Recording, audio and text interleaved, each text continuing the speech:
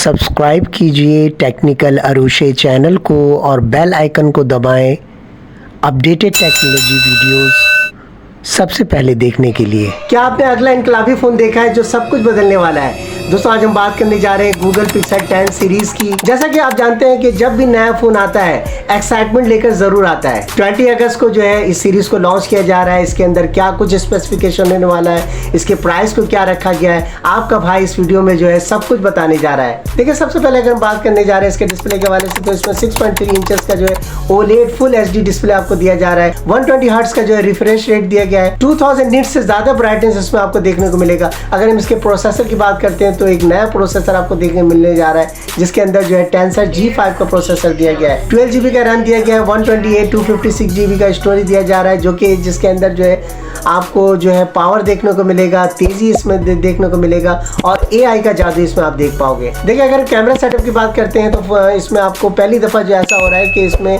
Triple camera का setup दिया गया है। इसका जो मेन कैमरा होगा वो 48 मेगापिक्सल आपको देखने को मिलेगा। तो हम बात करने जा रहे हैं इसकी बैटरी और चार्जिंग के हवाले से, तो इसमें बैटरी जो दी गई है वो 5000 mAh की बैटरी है। 29 वाट की जो है फास्ट चार्जिंग का सपोर्ट है।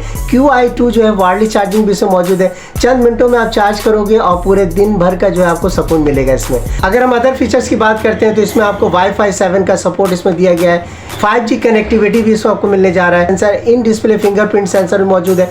Android 16 का जो है नया AI फीचर दिया गया है।